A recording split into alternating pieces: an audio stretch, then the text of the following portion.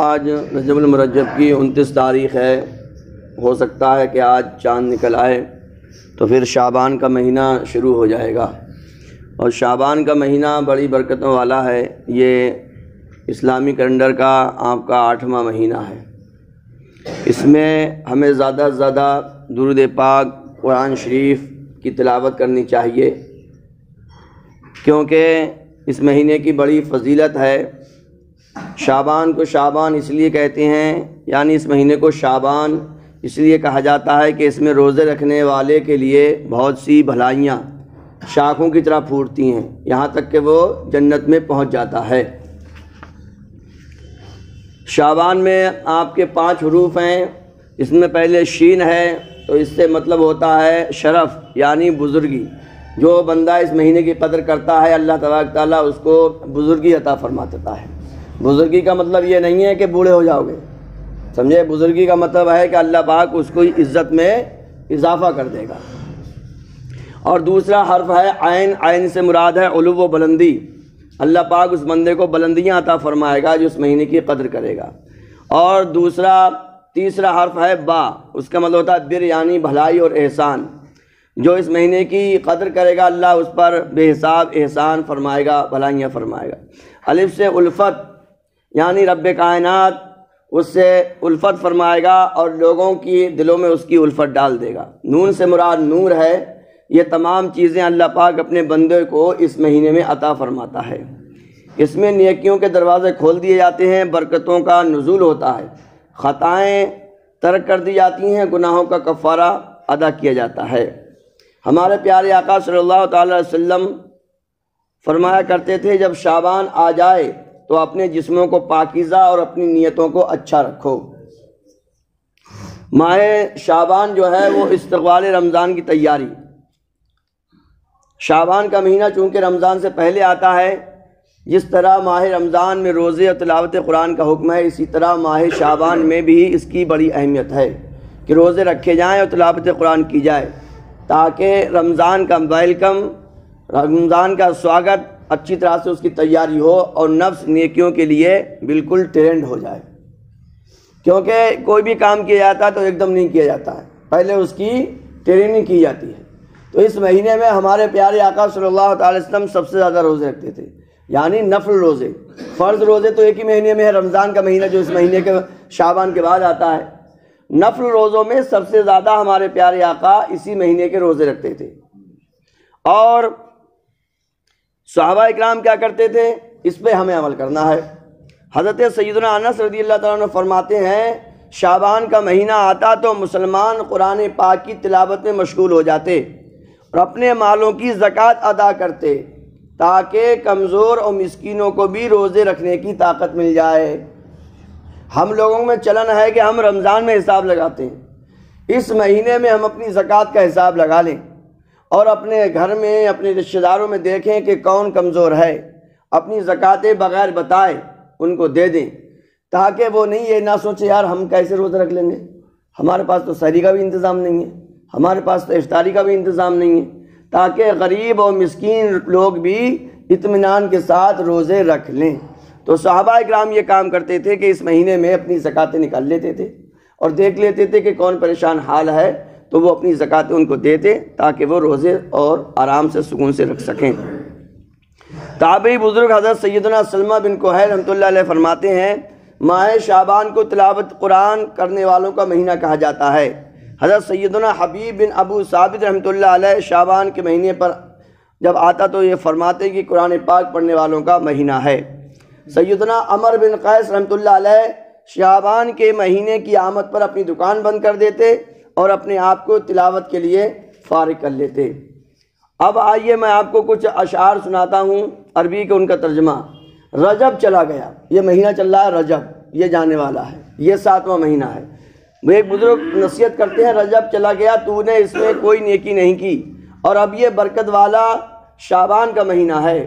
اے شعبان کی عظمت سے بے خبر، ان وقتوں کو ضائع کرنے والے ہوش میں آ اور تباہی سے ڈر، بہت جلد سب لذتیں تجھ سے چھن جائیں گی، سب رنگ رنگیلیاں موج مستیاں تجھ سے چھن جائیں گی، اور موت تجھے تیرے گھر سے زبردستی نکال دے گی۔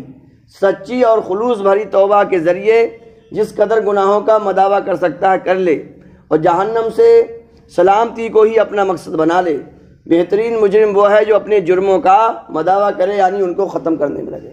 آپ دیکھ رہے ہیں 20 دن پہلے 15 دن پہلے یوکرین والوں کو کچھ پتا تھا؟ جہاں پر حملے ہو رہے ہیں، پورا دیش پورا ملک کھنڈر ہو گیا، ان کو کوئی پتا تھا؟ نہیں پتا تھا۔ تو ایسے ہی ہمیں بھی ہر وقت چوکنا رہنا چاہیے، پتہ نہیں کس وقت کیا ہو جائے، کس وقت اپنا گھر، اپنا وطن، اپنی دنیا، اپنا دیش چھوڑنا پڑ جائے۔ سمجھے نہیں سمجھو؟ ہمیں ہر وقت تیار رہنا چاہیے۔ آج ان کا کوئی نہیں ہے، مگر آپ یاد رکھیں 2003 میں آپ کو یاد ہوگا، نہیں یاد ہے تو ہم بتاتے ہیں تاریخ۔ 2003 میں جب صدام حسین پر بلا وجہ ان انگریزوں نے بلا وجہ کوئی وجہ نہیں تھی، بلا وجہ مسلمانوں کو ختم کر دیا، ان کی نسلیں ختم کر دیں، ان کے گھر بار اجاڑ دیے، تو 2003 میں اسی یوکرین نے فوجیں بھیجی تھیں اور وہاں پر حملے کر رہے تھے۔ ان حملوں میں یہ یوکرین بھی شامل تھا۔ وقت کا پہیہ گھومتا رہتا ہے، وقت کا پہیہ گھومتا رہتا ہے۔ یاد رکھیں، ہم بھی یاد رکھیں، تم بھی یاد رکھو کہ رب کائنات مہلت دیتا ہے، ڈھیل دیتا ہے۔ اس کا مطلب یہ نہیں ہے کہ وہ ہمارے عمل جانتا ہے، بہت اچھی طرح جانتا ہے۔ آج پوری انگریز مدد پکار رہے ہیں، کوئی مدد نہیں کر رہا ہے، اور یہی کام تو فلسطین پر 70 سال سے ہو رہا ہے۔ روزانہ آپ دیکھیے فلسطین کے فوٹو آ رہے ہیں، ان کی لڑکیوں کو چھین کے لے جاتے ہیں، ان کو بیچ چوراہے پہ مارتے ہیں، تب کوئی انگریز کے منہ میں سے آواز نہیں نکلتی ہے۔ آج انسانیت یاد آ رہی ہے ان کو۔ تو ظلم اتنا ہی کرنا چاہیے جتنا یہ ظالم سہ سکیں۔ بیچ میں بات آئی، میں نے آپ کو بتا دی، تو اس لیے ہمیں ہر وقت اللہ تبارک تعالیٰ کو یاد رکھنا چاہیے، کسی پر بھی ظلم نہیں کرنا چاہیے۔ اللہ تبارک تعالیٰ کے انصاف کی چکی چلتی آسان ہے، مگر پیستی بہت باریک ہے۔ سمجھے نہیں سمجھے؟ عام بھاشا میں کہتے ہیں کہ اس کی لاٹھی میں آواز نہیں ہے۔ ہاں، مطلب یہ ہے کہ بدلا جائے گا کہیں نہیں۔ اس لیے ہمیں ہوش میں رہنا چاہیے۔ کبھی دولت آ جائے تو ہم کو ایسا نہیں ہے بور آ جائیں۔ کچھ لوگ دولت آتی ہے، اقتدار آ جاتا ہے، عہدہ مل جاتا ہے، تو پھر وہ غریبوں کو کچھ نہیں۔ 500 سال پہلے پریشان حال غریب مسکین یہ لوگ 500 سال پہلے مالداروں سے جنت میں جائیں گے۔ ان کی قدر، ان کی ویلو، ان کی اہمیت اللہ اور رسول کی نظر میں بہت ہے۔ ہاں، یہ یاد رکھیں اچھی طرح سے، ہمیں ان پر دھیان دینا چاہیے۔ اور ان کو ایسا بھی نہیں ہے کہ سب مالدار بیکار ہے۔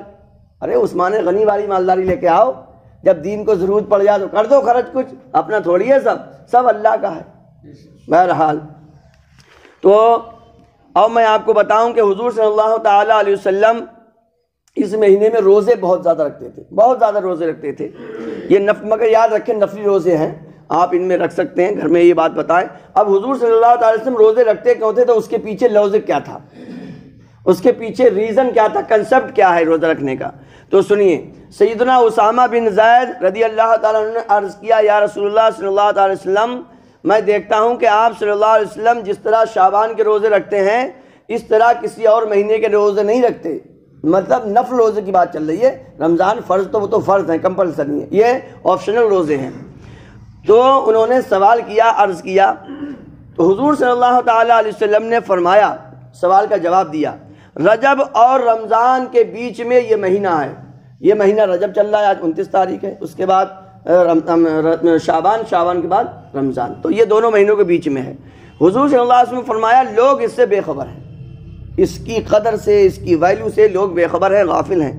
اس میں لوگوں کے اعمال اللہ کریم کی بارگاہ میں پیش کیے جاتے ہیں، اور مجھے یہ محبوب ہے، اچھا لگتا ہے کہ میرا عمل اس حال میں اٹھایا جائے کہ میں روزے سے ہوں۔ سبحان اللہ۔ اسی مہینے میں شب برات آپ دیکھیں گے تو اس میں لوگوں کو کتنے لوگ اس سال میں چلے جائیں گے، کتنے لوگ بیچارے مر جائیں گے، کتنے بچے پیدا ہوں گے، کیا ہوگا، سارا لیکھا جوکھا جو پوری سال کا ہوتا ہے اسی مہینے میں تیار کیا جاتا ہے۔ دیکھتے ہیں بجٹ تمہارے یہاں پر وہ کجریوال مانگتے ہیں، کیا کہتے ہیں، دیو بھیا اپنی اپنی اوپین دو، کیا ایسا بجٹ ہونا چاہیے۔ تو اسی مہینے میں رب کائنات پوری سال کا کسے آنا ہے اور کسے جانا ہے، سمجھے نہیں، سب تیار ہو جاتا ہے۔ تو ہمیں حضور صلی اللہ علیہ وسلم فرماتے مجھے یہ اچھا لگتا ہے کہ میرا عمل اس طور پر اللہ کی بارگاہ میں جائے کہ میں روزے سے ہوں، کیونکہ اللہ کو روزہ بہت پسند ہے۔ ام المومنین حضرت عائشہ صدیقہ رضی اللہ تعالیٰ عنہ فرماتی ہیں کہ عرض کیا یا رسول اللہ صلی اللہ تعالیٰ علیہ وسلم کہ آپ کے نزدیک سب مہینوں میں زیادہ پسندیدہ فیوریٹ شعبان کے روزے رکھنا ہے؟ آپ صلی اللہ علیہ وسلم نے فرمایا اللہ پاک اس سال مرنے والی ہر جان کو لکھ دیتا ہے اور مجھے یہ پسند ہے کہ میرا وقت رخصت آئے تو میں روزے دار ہوں۔ تو ہمیں بھی اس کی عادت بنا لینی چاہیے۔ رب کائنات اس مہینے کی ہمیں برکتیں عظمتیں عطا فرمائے اور یہ باتیں اپنے گھروں میں بھی بتائیں، ماں بہن بیٹیوں کو بتائیں، اور جن کے روزے چھوٹ گئے ہیں بیماری کی وجہ سے، کسی اور وجہ سے روزے چھوٹ جاتے ہیں، یا پھر ہماری ماں بہنوں کے روزے چھوٹ جاتے ہیں رمضان میں، جو میں نے آپ کو بار بار بتاتا ہوں، تو آپ ان کو یہ بات بتائیں کہ وہ روزے رکھ لیں۔ جو روزے چھوٹ گئے ہیں حساب لگا کر اپنے اس مہینے میں، تو اس مہینے کی بھی برکتیں بھی مل جائیں گی، اور جو ہمارا روزہ